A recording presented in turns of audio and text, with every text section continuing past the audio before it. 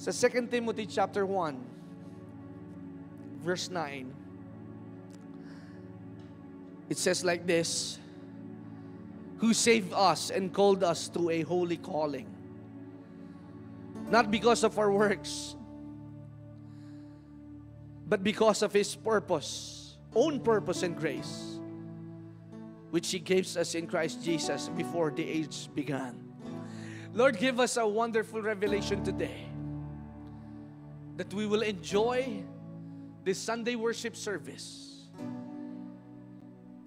Lord, we are coming to the altar not for our self-gain and self-confidence, but we die to ourselves.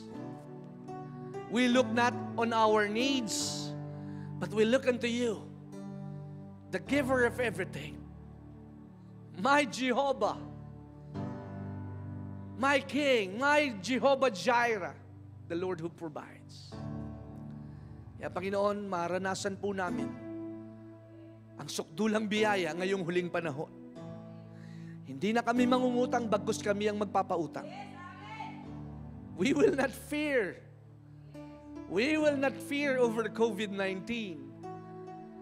But we will embrace Isaiah 1:19, that if you be willing and obedient, you shall partake the best of the land. We will embrace Philippians 4:19, that my God shall supply all my needs according to His riches and glory. COVID-19, you will be just the things of the past. Itong nangyayari sa ating paligid will just the things of the past. Kaya Panginoon, alam po namin na pinasasarap mo ang iyong muling pagbabalik. That you are not coming back for a dead church. You are not coming back for a lame church. You are not coming back for a weak church.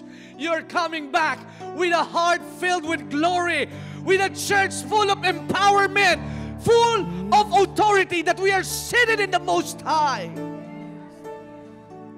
We will implement the authority.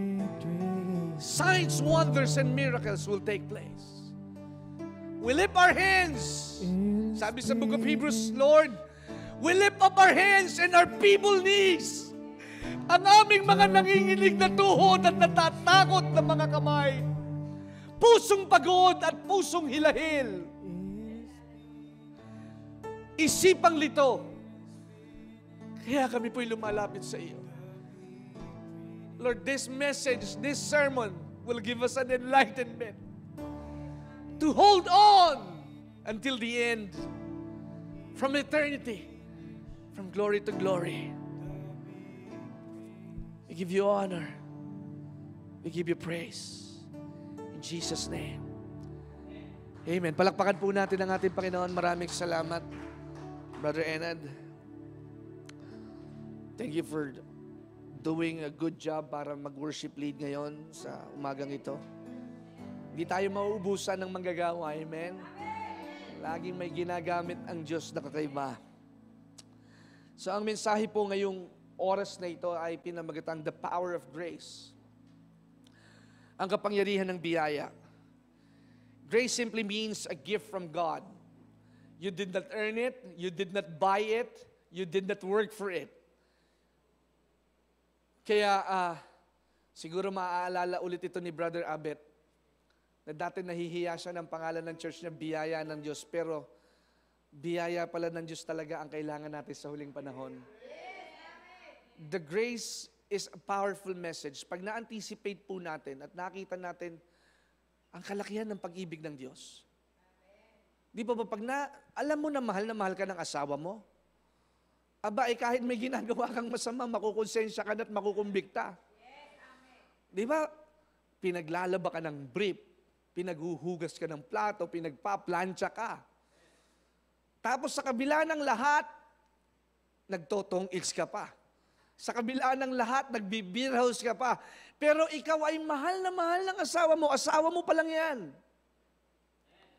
Di ba darating sa punto ng realization mo, bakit ba kahit sobrang kulit ko, sobrang ligalig ko, sobrang sungit ko, pero eto't minamahal pa rin ako ng asawa ko. At pag pumasok ito sa iyong puso, ito'y magkakaroon ng panibagong timpla at panibagong pananaw na yung pag-ibig ang magliliko sa atin pabalik para sa pagmamahalang wagas na inilagay ng Diyos sa ating mga puso. Marriage is a burial of two persons, sabi ng isang mangangaral. Sapagkat ang mag-asawa dapat patay na sa sarili. Hindi ho yan pasarapan ng luto at palakihan ng sweldo. Hindi ho yan pagalingang maglinis ng bahay at kung sino ang mas malinis sa katawan. Kaya marriage is a burial of two persons, of two individuals. You have to die for yourself so that makapag-gel, makapag-bond at makakilos bilang iisa. Kaya nga ang sabi ho, di ba, when marriage take place, the two become one. Kaya iibigin mo ang kanyang kasiraan at kamalian. Iibigin mo ang kanyang kahinaan. Ikaw ang magiging niyang kalakasan sa oras ng kaguluhan. Kapayapaan at tagapagpaalala, manalangin, may pag-asa sa ating Panginoon. Kaya, ang pag-aasawa kung wala ang biyaya, ito'y masalimuot. Because marriage is not a competition, it's a completion. You don't compete with your spouse. Hindi ko kayo mananalo sa mga asawa natin. Totoo yan. Amen, Brother Alan? Hindi tayo mananalo sa mga asawa natin. Brother Ryan, Hindi tayo mananalo sa mga asawa natin. Lalo na pag Hurabas si Karabap. Lalo na pag umiyak na yan, hindi ka na mananalo. You cannot win a fight when you fought your wife. That's why everybody needs grace. Grasya. Para hindi ka madisgrasya. Grasya. Para ikaw ay laging maging masaya. Grasya ng Diyos. Grasya. Upang magkaroon ng pangunawa. Para maunawaan mo ang bianan mong malakas at maingay magkaraoke. Grace in Tagalog. Biyaya, grasya, pagpapala. Grasya, biyaya, pagpapala. Kaya huwag kang laging tulala. Tingnan mo ang pagpapala na bigay na sa iyo ng ating Panginoon. If you will look on the natural, sa tingin mo lagi kang disadvantage at napagsamantalahan. But if you look within, yung pinagkatiwala sa iyo ng Diyos, yung ibinigay sa iyo ng ating Panginoon, if you will deliberately anticipate, appreciate, and give thanks unto God that He is the giver of gifts, yung maliit mong bahay magiging palasyo kung si Kristo'y naroroon. Hallelujah! Kaya yung maliit mong sweldo, yan ay hindi man lalaki, pero magkakasya yan dahil nagpapasalamat ka sa ating Panginoon. Kaya yung maliit ay hindi lumalaki sapagkat lagi mong tinitingnan na ito ay maliit. Pero pag nakita mo na ang 500 ay napakahalaga. Siguro ang isa sa mga katangian na palagay ko na masasabi ko ay na akin hong patuloy na ginagawa at ginagampanan ay ang pagpapasalamat sa mga maliliit na bagay. Mga taong tumulong kahit maliit. Mga taong nagpasakay sa tricycle. Mga taong tinulungan kang magkabit ng tolda. Mga taong nagdala ng baterya sa inyong tahanan na libre na. Mga taong ginamit ng Diyos. Mga taong sa maliit na kaparaanan, ikaw ay natulungan. Ito ay dapat mong ma-appreciate. Sapagkat lahat ng bagay ay biyaya ng ating Panginoon. Every time, every morning that we wake up, every gising is a blessing. Every gising is a blessing. Kaya kapag gising mo, biyaya na ito ng ating Panginoon. At minsan, ang Facebook ho ngayon ay para ng obituary. Ang daming namamatay. And if you are not strong enough, parang papalapit na sa bahay mo yung mga nangangagkasakit at mga nangangamatay. But if you will allow mind to control your body and your emotions, you will be totally dead. You will be totally scared. Kailan kaya darating ang panahon at pagkakataon that we will stand up and mend the gap? Ang katotohanan ho, nakakapag-divide. Ang pananalig ho, minsan ay nakakasira ng pamilya at mismong ministeryo. Pero ang pananalig lamang will set apart from being men to being boys. Men will not be boys because men of God follows totally directly and heed the voice of God. Because if you refuse to have the instruction, it can lead you to destruction. Because instruction comes from the Word, it informs you. And not just inform you, but it transform you. Not just transform you, but translate you to a different level. God is the shifter of our faith. Kaya the more that we are connected with the grace of God, the gift of salvation, wala hong babangga sa atin na hindi magigiba. Lahat ng magplano ng masama sa atin, babalik ito sa kanila ng ilang dobling haplit. It might come one way, the Bible says, but it will get out 7 ways. Lahat ho nang naiinggit. Pag marami hong naiinggit at nagagalit sa iyo, ibig sabihin napapansin ka na nila.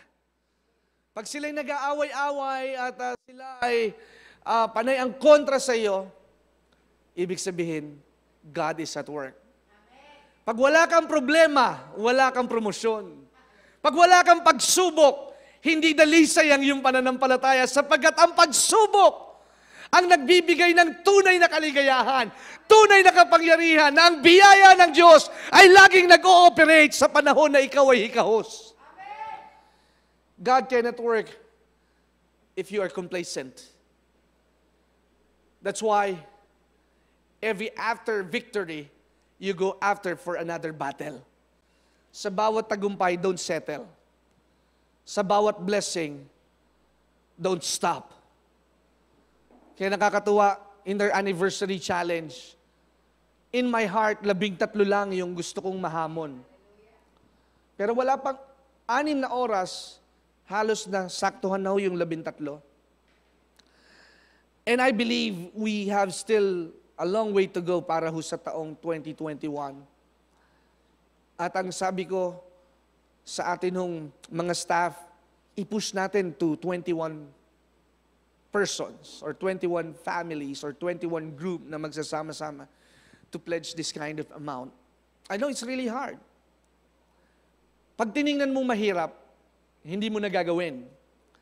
Di po ba? Tayo naman naging musmos at minsan ay ano din na walang gana. Pagka malamig, lalo na naka-aircon ka at umuulan, saka na lang natin puntahan yan. Saka na lang natin pirmahan yan. May bukas pa naman.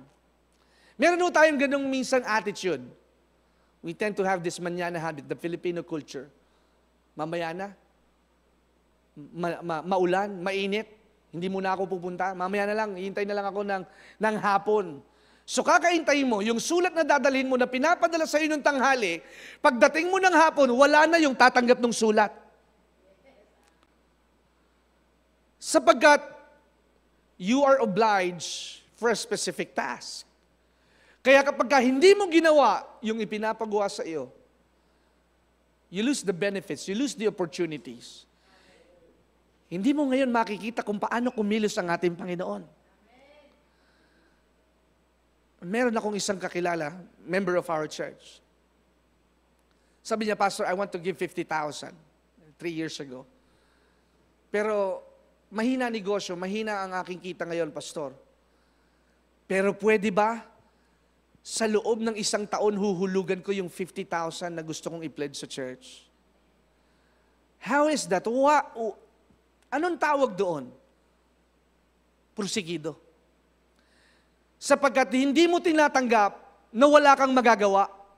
Meron kang magagawa kung gugustuhin mo.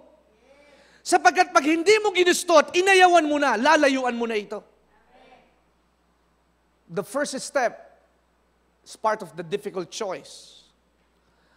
The first step, nandyan ang pambubuyo ng kaaway, nandyan ang tinig ng mga pangangailangan, nandyan ang tinig ng mga kapanglawan, nandyan ang tinig na kailangan mo mag-enroll sa darating na pasukan, nandyan ang tinig na kailangan mong pumunta sa ganito at ganyan at meron ka pang mga obligasyon. On the first step, you will doubt. Nung unang narinig ni Tomas na si Jesus ay nabuhay na maguli, what did he says? I don't believe. Nagkasala ba si Tomas? Hindi, kasi yun talaga yung nararamdaman niya. Hindi ko mo nag-aalinlangan, maliit na ang pananampalataya. It's okay to doubt. It's okay to feel sometimes you feel lonely. Tao ho tayo. But what I'm telling, it doesn't excuse you, hello? It doesn't excuse you to live in a miserable life. Nalulungkot, nagtatampo, nasasaktan, nalulugi. But it doesn't mean that you will go away and run away from God. Because even you run away, God will still find you. Kahit lumayo ka, kahit tumakbo ka. Ano ba naman yan? May Bible study na naman dito sa bahay namin. It will find you. Because we are called to draw back. My sheep hears my voice. Alam niyo ba si Jesus hindi lamang ho namatay para sa mga born again? Si Jesus ay namatay para sa lahat. Lahat ng makasalanan. And for them to have the access, they should go to the process. Para maligtas, kailangan ho nilang marinig ang tinig ng biyaya ng ating Panginoon. Paano sila sasampalataya kung hindi naman nila narinig? Paano sila maniniwala kung wala namang naipahayag?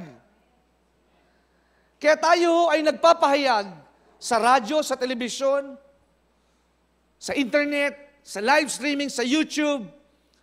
We use all the channels. Dati ho, masaya na ako sa 200 views. Pero yung panalangin ho natin para sa Pangulong Duterte, mga kapatid, 210,000 views na. Palakpakan natin ang ating Panginoon. 210,000! 7,000 likes, 1,200 shares, 2,000 comments. Oh my God. Isn't it God wonderful? Hindi mo na kailangan pagtanggol ang sarili mo eh. May mga nagtatanggol na sa'yo doon. Sasabihin ng isa, ganito, ganyan. Yung isa naman, sasagot. Kasi kayo, hindi nyo pinapakinggan ng buo yung mensahe nung sinasabi ng pastor. Inakala nyo, sinisigawan ng Pangulo, hindi. Pinapaalalahanan kasi maaaring maraming tulog, kaya nilalakasan ng boses. Amen. You will see a different meaning if your heart is pure. Pag puro ka sama ng loob, puro ka galit, iba ang iyong magiging interpretasyon. Kapag wala kang interest sa Diyos, you will turn me off. Pero pag may problema ka, baon ka sa utang at mamamatay ka na bukas, you will turn me on. Magbibigay ka na sa gawain ng Panginoon kasi mamamatay ka na. Because you will understand only God can save us. On the nick of time, in the last minute, God is never late. He is on time, and He can heal you, and He can pick you up in your mess and in the pit that you were in. Iaahon ka ng Diyos sa balon na kapusakalan at kaputikan na iyong pinagkakalagyan. There's no sin too great that God cannot forgive you and God cannot save you. Ano pa ba naman ang hahanapin natin? Binigay na ni Jesus ang lahat sa lahat. Who can separate us from the love of God? famine, hardship, persecution, who can separate us? No, nothing can separate us. He did not spare His own Son. What else He could not give? The most powerful and significant and liberating message ever given to the human race. Pakinggan niyo po ito, ha? The most powerful, pinakamakapangyarihan, significant, may kabuluhan o kahalagahan, at makapagpalayang mensahe na naibigay sa sangkatauhan ay ang mabuting balita ng biyaya. Biyaya. Di ba? Ang ganda? Biyaya. So our church will not just be a church, it will be a liberating message. Na yung mga nagsusugal at tumatayo sa online betting, hindi ka pa kailangang mangaral, pero nadarama na nila ang pag-ibig ng Diyos. Sapagkat nandoon nakatago sa presensya mo ang pag-ibig ng Diyos. Kaya bago ka magsalita, sila'y inihanda na ng Diyos. Kasi kapag hindi sila handa, magiging pilosopo lahat ng kausap mo eh. Maraming tanong, maraming ganyan. Si Kristo ba'y nagkasala? Bakit kailangang bautismuhan? Si Kristo ba ay ganito? Bakit nag-aalinlangan? Ang dami hong tanong. Si Jesus ba'y may girlfriend? Ang dami, ang kulit. But if you will find the real revelation, you don't need to make it complicated. Huwag mong pahirapan ang madali. Huwag mong pahirapan ang madali. It's easy. Open up your heart, confess the Lord Jesus Christ with your mouth, and you will be saved. Hindi mo kailangan ng ritual. Hindi mo kailangan magpatato ng maraming krus para masabing, oy, born again na ako. Hindi mo kailangan magpabutas sa dila para masabi na hindi ka na magmumura. Hindi mo kailangan magpa-bridge sa tenga na malaking butas para magsabi na ikaw ay hindi na magiging chismoso o chismosa. You don't need to have those kind of rituals. Just as you are. Kung ikaw ay naging madumi at naging palasak at wasak ang buhay, just come just as you are. God can make you whole. Because only the blood of Jesus that is not color red, sapagkat ang dugo natin sa totoo, pag ito ay nabahiran at tumalamsik sa isang kasuotan, ito'y magmamansya ng kulay pula. Pero ang dugo ng ating Panginoong Hesus, hindi lamang siya basta kulay pula, ito'y nagkukula at nagpapaputi ng lahat ng karumihan at kamalian sa ating buhay. Kaya lahat ay pwedeng itama ng ating Panginoon. Every wrongs, every mistakes, God will not remember it no more. That's why the gospel of grace is the most powerful, significant, and liberating message. Nakakapagpalaya ho ang mensahe ng biyaya. Nagpapaubaya ang nabubuhay sa biyaya. Nagyayaya ang nabubuhay sa biyaya. Kita nyo naman po nung pumunta sila Sister Rachel at si Brother Alan sa atin hong main church. Pag pumunta ka sa branch ng Jollibee, parehas ang sinaserve na menu. Kaya pag pumunta ka sa main church, kung paano din natin itrato ang atin hong mga fellow brothers and sisters, even outside the church, is the same treatment that they will receive. Because what we present is the love of God. Hindi mo kailangan maging mayaman para maging mabuti at maging mapagbigay. Kung anong meron ka, doon ka magsimula. At doon mo ipakita ang tunay na pagbibigay at pagmamahal. At doon sa kung ano yung meron ka, God will make you a trustworthy sa mas malalaking pagpapala. If you are a good trustee, you will have a blessing that is more than enough. Tingnan mo ang buhay ng iyong katabi. Tingnan mo ang buhay ng iyong pastor at ng mga manggagawa sa simbahang ito. Living a life of a giving culture, living under grace, sensitivity. Saan ka naman nakakita? Ibang outreach, nanunulisit kay Brother Harney. Saan ka naman nakakita ng gano'n?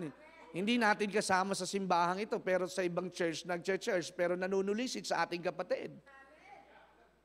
Hindi ba? Astig yun? Kakaiba yun eh.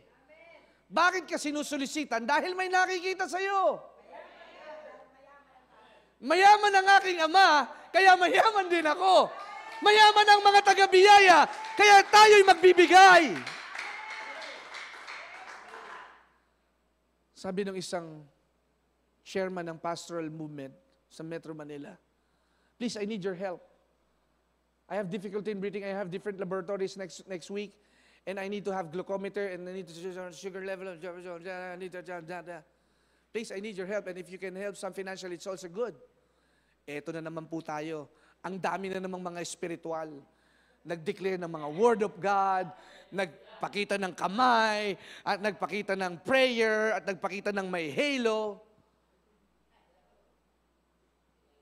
Minsan kasi sasabihin, secret na lang pagtulong natin.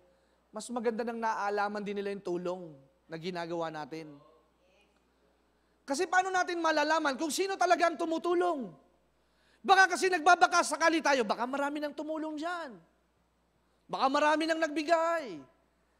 Mas magandang ipakita mo ng lantaran upang sa gayon makita ng mas nakakarami at ng masigit na pagka may nagpakita at nagtawag ng tulong, tulungan natin. Akong kaunahon na nagsabi. Sabi ko, Brother Jonathan, bigyan ng tulong si pastor. At ang lahat ay natahimik. Sinso nang inabot ng inyo pong pastor. Walang nag-like, walang nag-cheer, walang nag-appreciate, lahat ay parang nainis pa sa iyo. Sometimes when you show off the goodness of God and the good things that you have to do, minsan instead you are celebrated, mas kinaiinisan ka pa ng mga taong nasa paligid mo. Totoo po yan. Gumawa ka na ng mabuti, nainis pa sa iyo yung mga walang ginagawang mabuti. Mas maingay pa yung walang ginagawa kaysa dun sa may ginagawa. Ang sabi ko sa kanya, Pastor, we are ready to help in the best capacity that we could do and we could give. That is church. That is church. A grace-giving church. Kaya hindi ako magtataka ng biyaya ng Diyos Christian Fellowship ay magiging napakayaman, napakaunlad, at napakasigla sa huling panahon. Sabi ng isang evangelist na nasa Japan, kaibigan ho ito ng aking ama, ang sabi niya, kapatid, matindi ang iyong ginagawa. Ituloy mo lang yan. Yung mga matatanda ngayon, tahimik na ngayon. At ang sabi niya ho sa akin, galing ho sa kanyang bibig,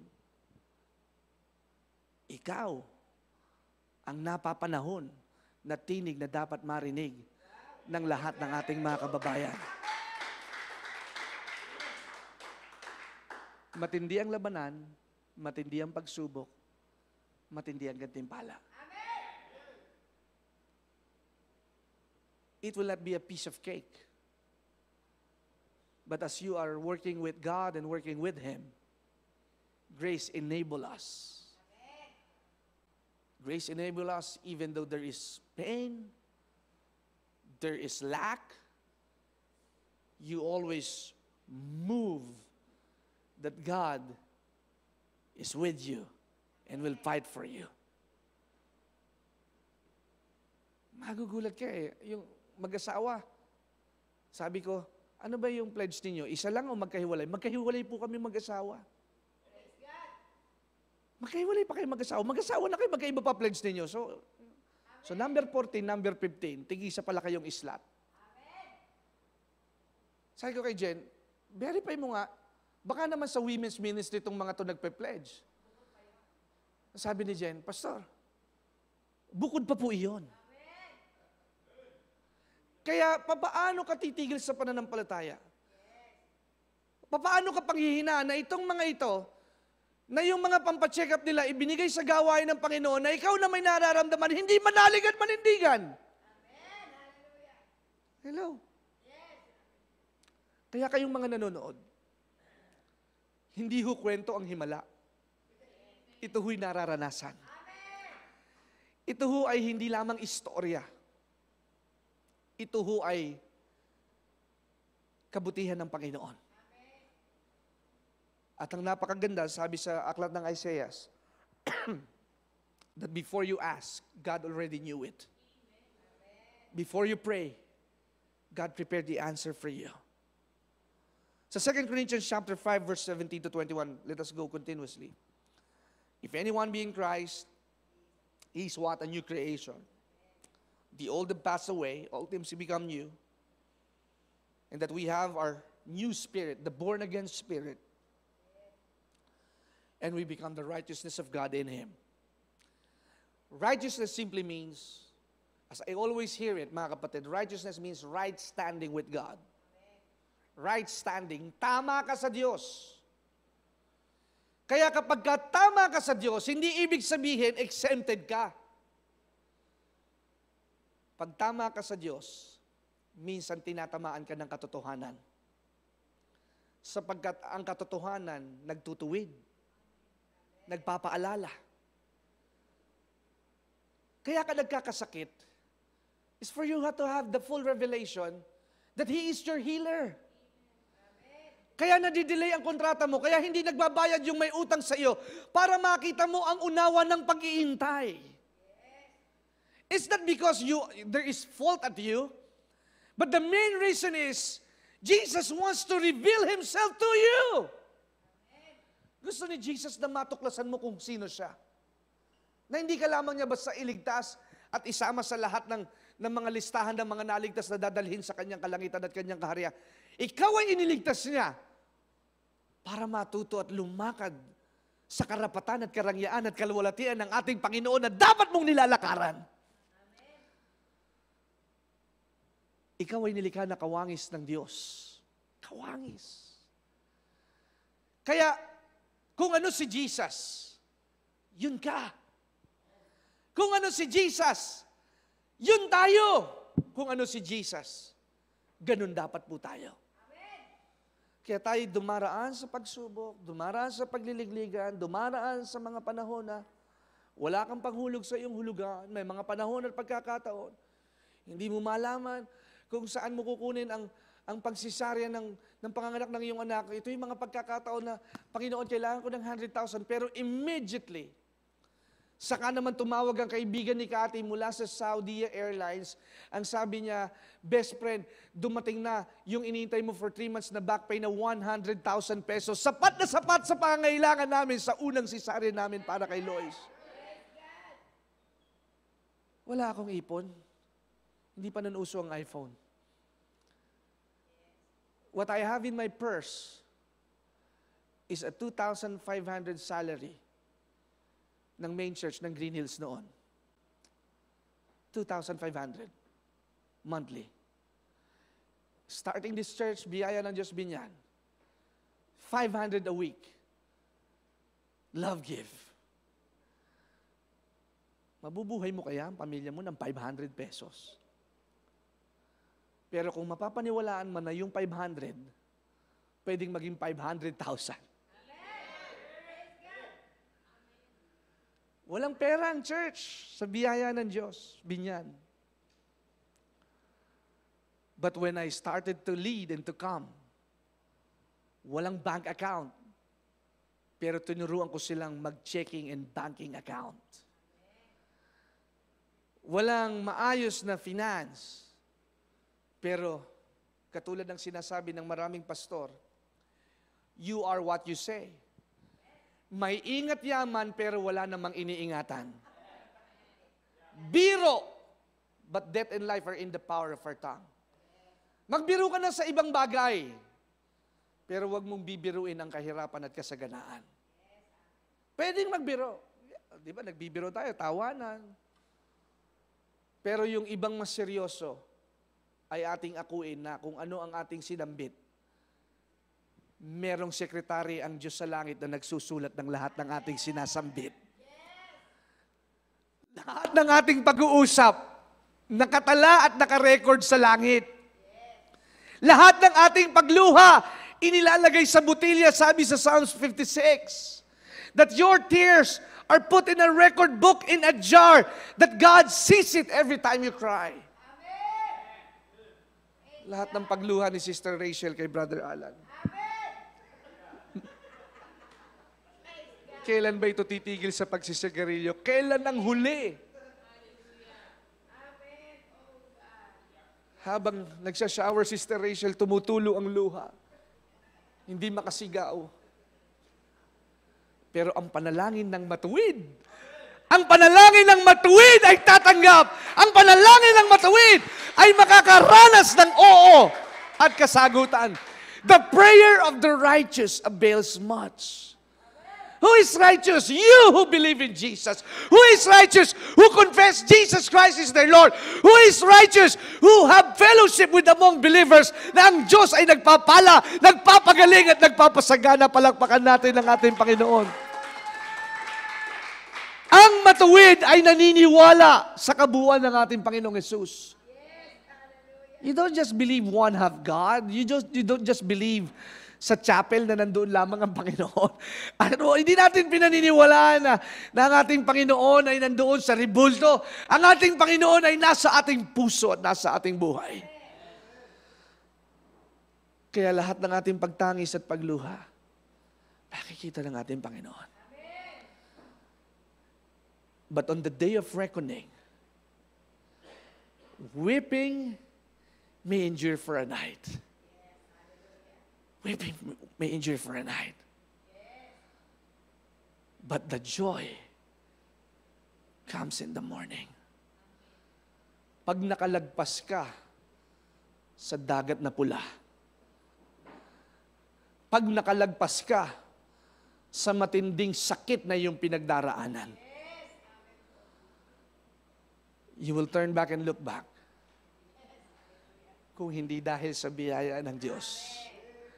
Matagal na akong sumukot, matagal na akong patay, at nandun na sa libingan. Pero dahil sa biyaya ng Diyos, nakatawid ako. Maraming manunuklaw at maraming maninila, hindi nila ako nasira, sapagkat ako ay nasa biyaya ng ating Panginoon, nasa kanyang pagsama, paglukob at proteksyon ng banal na dugo ng ating Panginoon.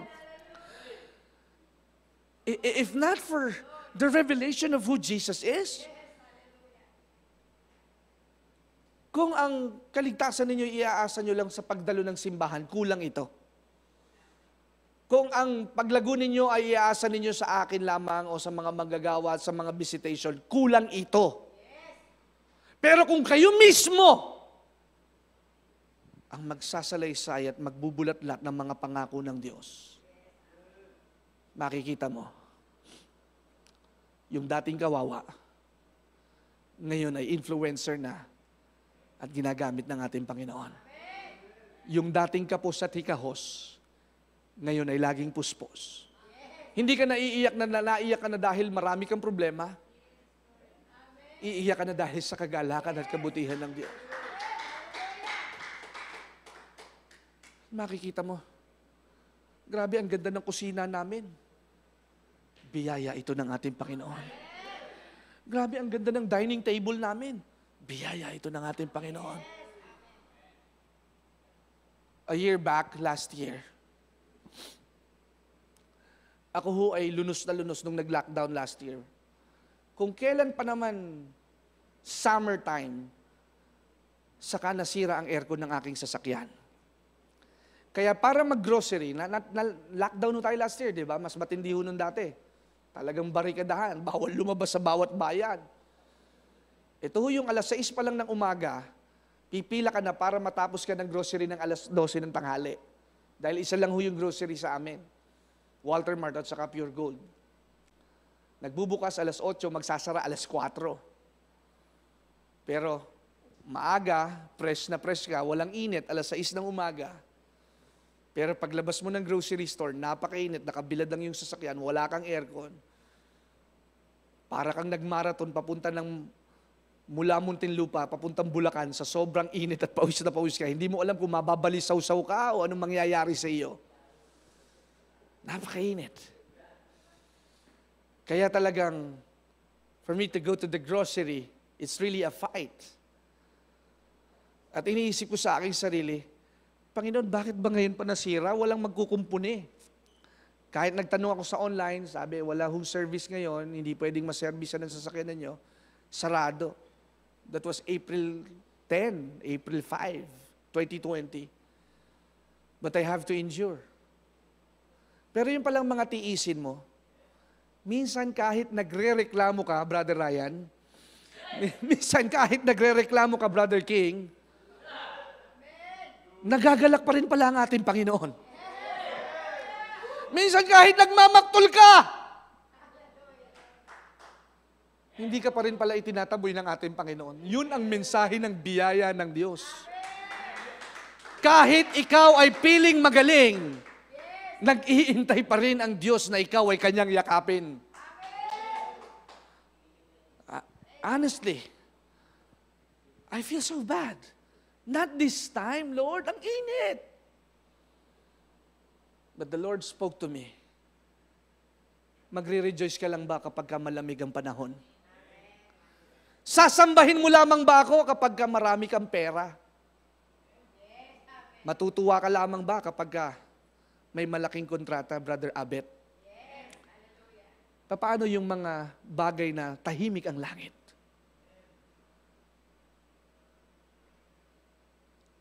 Nagpunta ka na sa maraming mga doktor, pero walang makitang findings. Siguro ang kailangan mong ayusin ay puso sa kaibuturan. Baka may sama ka pa ng loob sa nanay mo. Patawarin mo na.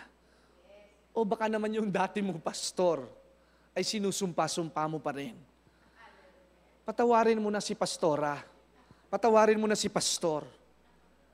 Release the blessing. Kung paano tayo tinanggap, ganun din natin sila tanggapin. Pag bumabalik, tanggapin. Pag bumabalik. Huwag mo lang isipin, baka kasi ganyan, naghihirap na yan, may sakit na yan, kaya bumabalik, tanggapin mo. Ito, recently lang, Bishop, pwede po bang bumalik sa biyaya? Sabi ni Daddy, sino bang nagpapaalis sa iyo? Ikaw ang umalis eh. Kaya nga pinahanap kita kung gusto mo pang bumalik. Babalik na po ako. Sa loob ng 2 linggong, hindi po ako nakakapag-church dito sa simbahang ito. Naliligalig po ako ng maraming mga demonyo. Pero ngayon po, ako'y babalik na at hindi naaalis sa biyaya ng Diyos. Hanggang rapture, sa biyaya ng Diyos na ako. Sapagkat dito, tunay at totoo ang pag-ibig.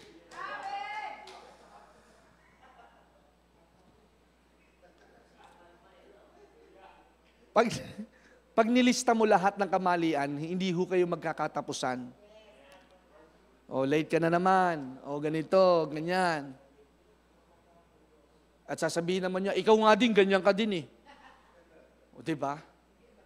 Ito, nagmamalinis to si brother ganito. Siya nga din eh, ganyan eh. Nakita niya akong nakatayo doon sa may gasolinan, hindi niya nga ako sinakay eh. Kunyari yan, nagbibingi-bingi yan. Nakita niya ako, hindi man lang niya ako nilibre sa jeep. Di ba, may mga ganong isipan eh. Napakasarap hong humatol.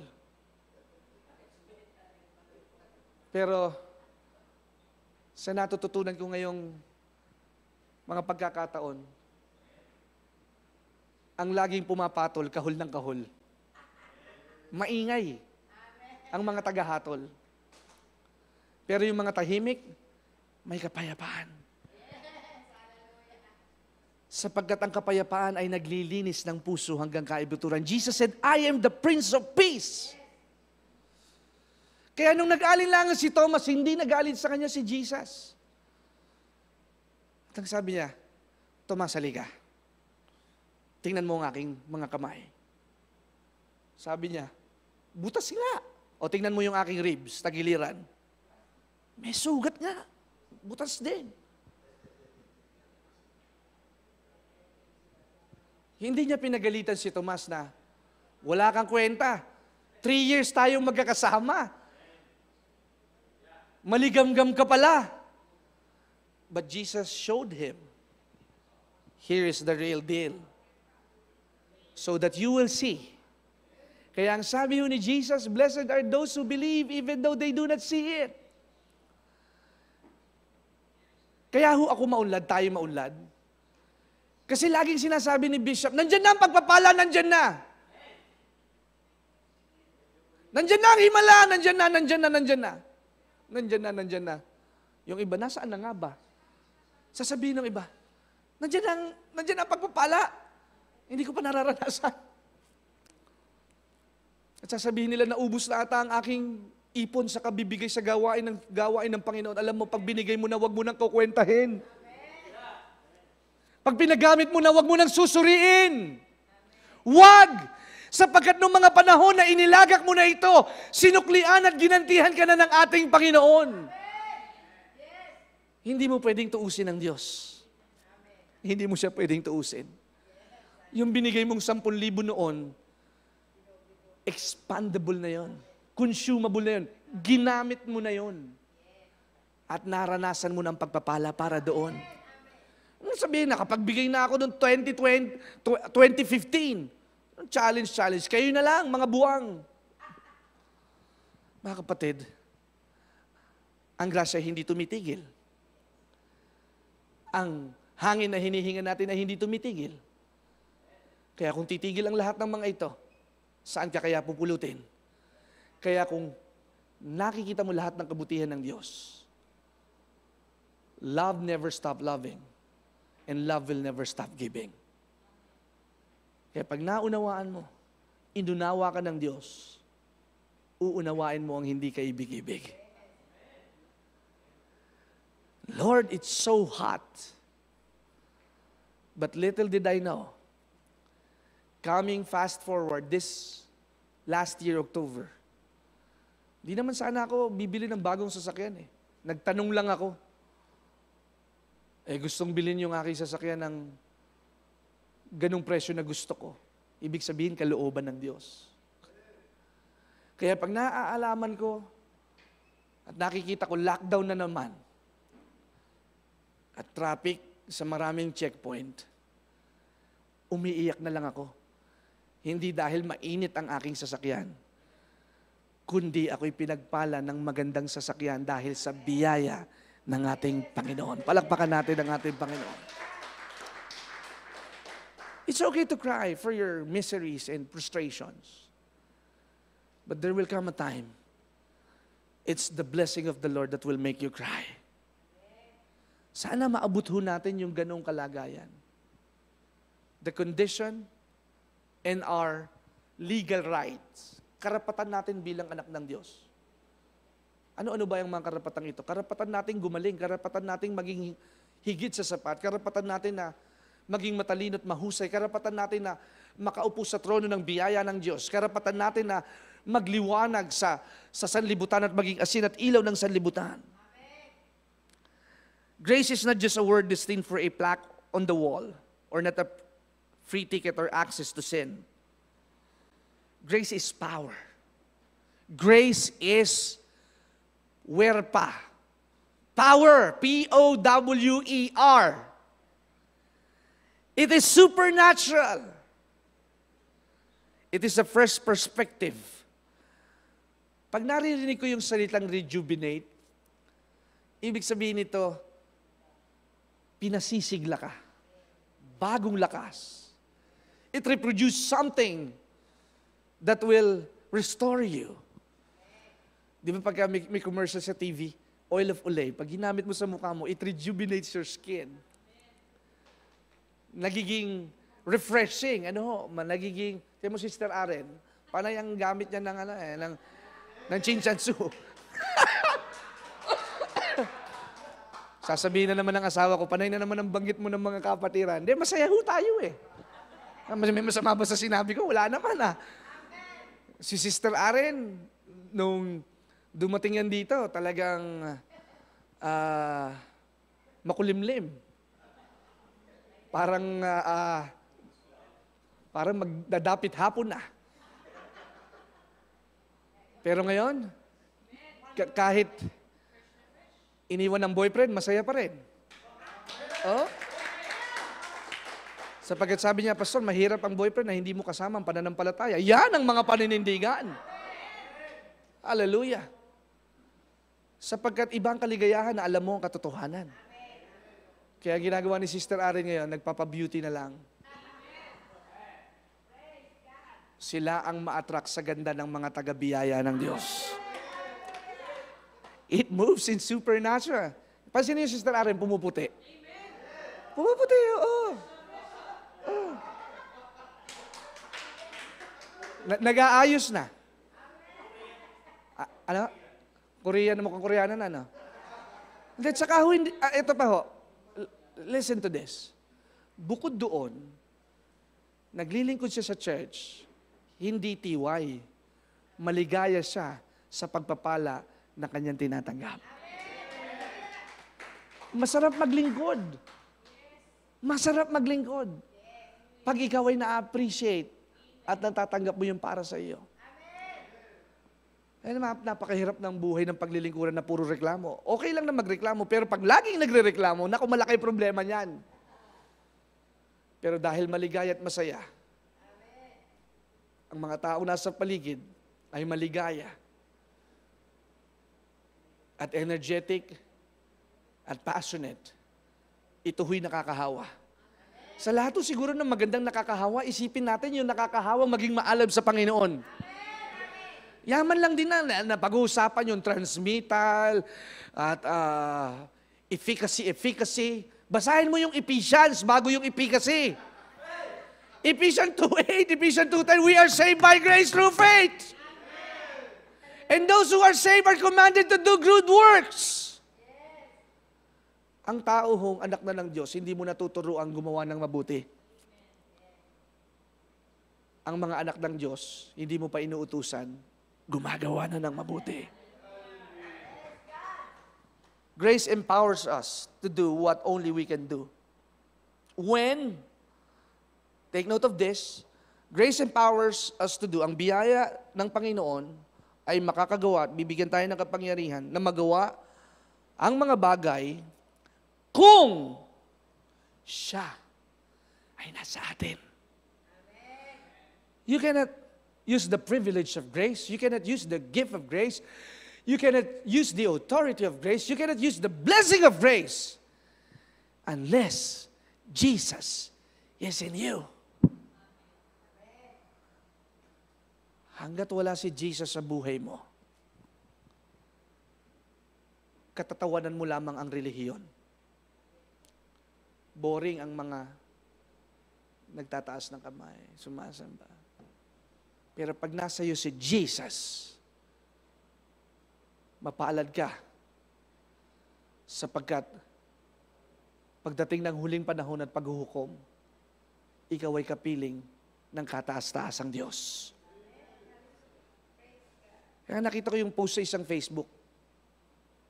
Ang daming namamatay.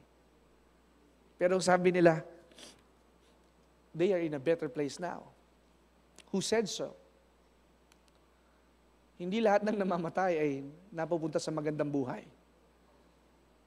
Wala hong purgatorio.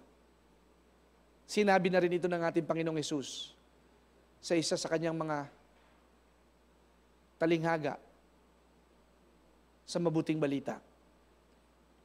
Di ba nandito ang isang kwento na ang isang mayaman at ang isang mahirap. Anong pangalan ng isang pastor? Si Lazaro. Si Lazaro ay nagbabantay ho ng templo, nasa labas.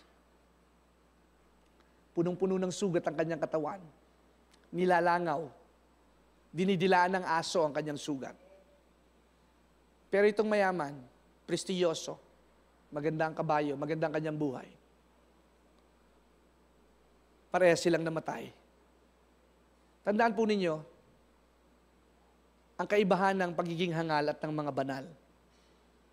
Ang mga hangal, turuan mo ng turuan. Ang kulit, ipipilit pa rin kung ano ang gusto niya. Ang banal, matalino, hindi dahil sa kanyang galing. Ang banal ay matalino dahil sa kanyang anointing. Kung galing ang sukatan, napakaraming magagaling, kaya magulo ang ating daigdig. Maraming matatalino. Kaya nga dahil sa katalinuhan nila, gumawa sila ng bomba eh. Kaya sa katalinuhan nila, gumawa sila ng virus. Dahil sa katalinuhan ng isang IT graduate sa isang eskwelahan, gumawa ng I love you virus. Dahil sa kanyang katalinuhan. Dahil pag wala ang Diyos sa puso ni numan, walang conviction. Walang pagkatakot. Hindi naman to alam ng misis ko eh. Hindi naman alam ng misis ko na may kachat akong foreigner. Hindi naman niya alam. Hindi niya alam ang password ng Facebook ko. At hindi rin alam ng misis ko kung magkano ang sweldo ko. At minsan ako'y nalulungkot pagka may mga ganong nagpapakounsel ho sa amin. Hindi niyo alam kung magkano ang sinusweldo ninyo. Ano kayo, mag-asawa o mag-jowa? Hello? Hello? Kaya marami hong magulong relasyon ay kulang sa katapatan. Openness is an access for the betterment of every relationship. Openness, pagiging bukas. Kaya pag hindi ka bukas, di sarado. Kaya kapag hindi ka bukas sa pagtanggap, sarado ang puso, sarado ang isipan, sarado ang bibig, sarado ang pandinig, at sarado ang palad at tikom sa pagbibigay. But when you are open, you will see it as an opportunity. Kaya, sabi ng mayaman, nung siya'y namatay, mainit pala dito sa impyerno, pare. At nakita niya ngayon si Lazaro on a wonderful place. Nandoon sa paraiso, sa tinatawag na Abraham's bosom. Hindi pa ho langit, ha? It's like a place where the dead who rightfully have their faith in Jesus will be on that place. Nakita niya, uy, ayos ang lagay nito ni Lazaro. Di ba yan yung uhugin at puro sugat? Pero ba't nagkaganon? Mas maganda kalagayan niya sa akin. At sabi niya sa ating Panginoon, pwede ho bang ibalita ko itong kalagayan ko sa mga taong mahal ko sa buhay? What did Jesus said? Sabi niya, may mga propeta at may mga pastor na nagbababala. May mga nagbababala. Nagpapaalala at nagtuturo. Yung maingay at malakas ang boses na nagpapaalala sa iyo, halika kayong mga napapagal, lumapit at magpahinga sa ating Panginoon. Hindi mapanuto ka-overtime at lahat ay parang butas ang iyong sisidlan. Subukan mong mag-ikapo at subukan mong bumalik sa ating Panginoon. Subukan mo. Hindi iniipon ng Diyos ang kasalanan ng mga taong nagbabalik loob sa Kanya. If you confess, 1 John 1:9, if you confess your sins, God is faithful and just to forgive your sins. Repentance is always a fresh revelation of Himself. A fresh revelation. Grace is the power to love and obey Jesus. Sa Titus chapter 2, verse 11, verse 12, the grace of God has appeared to all men, teaching us that denying ungodliness, ang nabubuhay sa biyaya, hindi na naglalasing at nagsusugal. Ungodliness.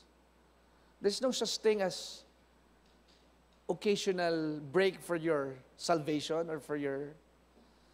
minsan naman magiging naman akong konting masama. Minsan muna ako'y mag-fling muna at makikipaglandian muna.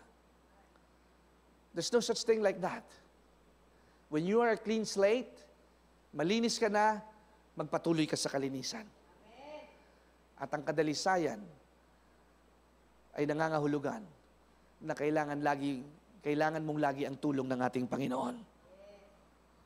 The fruit of the biblical grace message is the confidence in the gift of God's love combined with the spirit of obedience.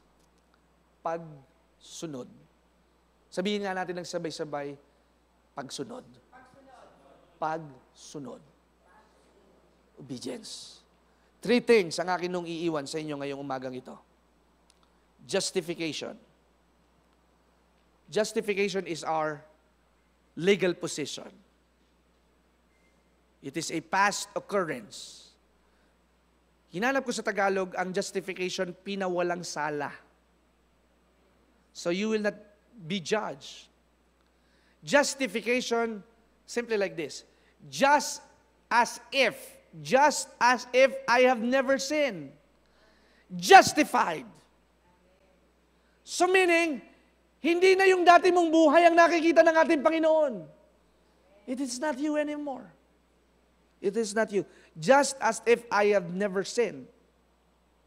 Number 2, sanctification. Pagpapabanal. Ang sabi ng isang mangangaral, sanctification is a present living condition. We work out our salvation. We work out to daily by grace. By grace, you go to church. Hindi para maging banal-banal na aso o para mawala ang kasalanan. Nagsisimba ka para akapin ang buong katotohanan ng kabuuan ng ating Panginoon. Hindi para lamang basta mawala ang kasalanan, kundi para ikaw ay mabuhay ng may kabanalan. So you are sanctified every day, every morning, every year, not just on our anniversary. Progressive. Tuloy-tuloy. You hunger and thirst for His righteousness. You read your Bible and pray every day, not just because it is a children's song. Jesus loves me. Jesus loves me. That's the Bible said it so. So ang pag-ibig ng Diyos ay hindi lamang from children's ministry. Alive, alive forevermore is not just for the 1987 charismatic movement. Ang pagiging buhay ng ating Panginoon ang nagbibigay sa atin ng garantiya. Siya'y namatay para sa ating kasalanan. Kaya tayo mabuhay para sa Kanyang kaluwalhatian. Palakpakan natin ang ating Panginoon. Lastly, glorification. It is our eternal exaltation. Anong sabi ni Paul sa 2 Corinthians chapter 5? This earthly body. This is an earthly suit, sabi ni Miles Monroe. Parang space suit, parang astronaut. Itong katawang ito, katawan ni Pastora Magda, sexy. Amen. Glory to God. Lilipas po itong katawang ito, kahit anong batak natin, tatanda. Babalik ito sa alabok. But when you say glorification, it's our eternal exaltation, external guarantee. That even though the outside man is perishing, but our inner spirit is being changed from glory to glory. From one form to another form. Alam ko pong may nararamdaman kayo, physically, infirmities or sickness or disease, or nahihirapan kayong huminga. That is what happening on the outside of your body. But if you will be strong in the Lord, and your inner man will be strong, your spirit will command your soul, your physical attributes, gumana ang mga red blood cells at white corpuscles. Malusaw ang mga bara sa iyong baga, sa iyong mga artery ng iyong puso. Lahat ng mga abnormal heartbeat, abnormal blood pressure, I pray in the name of Jesus, it is subject and underneath our feet. Because grace over supply. Ang biyaya ng Diyos over lagi kong mag-supply. So it's a future tense, and we will enjoy the fullness of God's righteousness in our body and our soul. Glorification. Kalhuwalhatian. Huwag nating kunin ang kalhuwalhatian ng ating Panginoon. Kaya pagka siya'y niluluwalhati natin at pinararangalan, ang kinabukasan mo'y tiyak. Ang iyong mga anak ay magiging tiyak ang kaligtasan. If you glorify God, diba sabi ni Jesus, as I glorify the Father, He will glorify the Son. And as He glorified the Son, you will be glorified as well. So this kind of spiritual transition is coming. Na wala ka pa doon sa 2025, may church building na ang biyaya ng Diyos Binyan. Amen. Wala pa tayo sa 2025. Naitayo na ni Brother Harney ang kanyang bahay sa Golden Meadows. Because God will give him the glory. Amen. Kaya kapag dumating yung mga bagay na inaasahan mo, titinakda ng Diyos, you give Him back the glory. So this glorification will be in charge over your soul and body. That you will have the spirit of excellence, spirit of obedience, and a spirit of a tender heart. Hebrews chapter 4 verse 16, let us come boldly to the throne of grace that you obtain mercy and find grace to help in time of need. Idagdag ko itong verse na ito sa 2 Corinthians chapter 12 verse 9. His grace is sufficient. His grace is sufficient. When I am weak, then Christ is strong. Let the weak say, I am strong. Let the poor say, I am rich. Believe again. Hope again. Dream again. Try again. Pray again. Praise again. Born again. And see the best days of your life. Mangarap ka muli. Tumawa ka muli. Umibig ka muli. Mararanasan mo ang kaligayahan sa biyaya ng ating Panginoon. Dakilang Diyos, aming Ama, marami pong salamat ngayong oras na ito. Ang kapuspusan ng iyong kapangyarihan. Grace, God's riches at Christ's expense. G-R-A-C-E. God's riches. Another term, it is unmerited favor. Grace, unmerited favor. We did not earn it. Saturate every ears, every eardrums, every recipient of this message. Dumaloy at umagos ang biyaya ng Diyos sa kanilang buhay. Nakita nila, sa kabila ng aming hindi pagtatapat, nananatili ka pa rin tapat. Aming Ama, we entrust everything to you.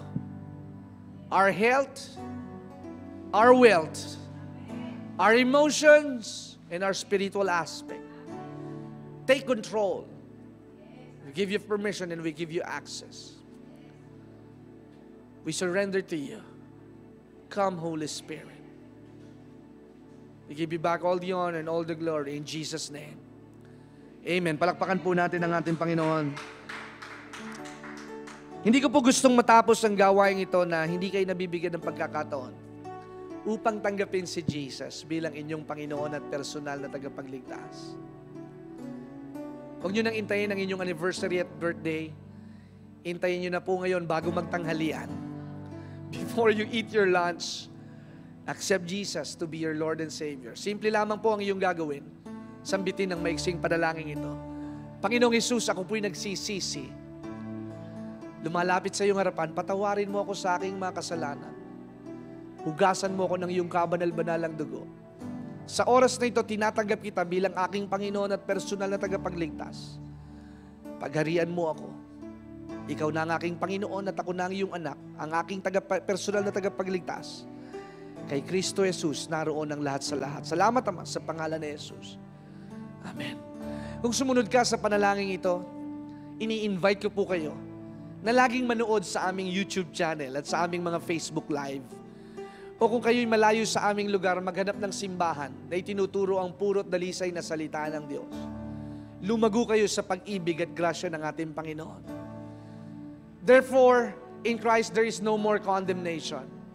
Wala nang hahatol sa iyo, sapagkat sapat na ang biyaya na ipinagkaloob sa iyo ng ating Panginoon. Lumago ka kay Kristo Jesus. Maraming salamat. Magsama-sama tayo till next week. And I will give you the final blessing. Tumayo po tayong lahat as we lift up our both hands. May the Lord bless you. May the Lord keep you. May the Lord make His face to shine upon you and be gracious to you. May the Lord lift up His countenance and give you peace. He loves you more than you do. You are blessed and highly favored in the name of the Father, the Son, and the Holy Spirit. In Jesus' name. Amen. God bless you. His love won't will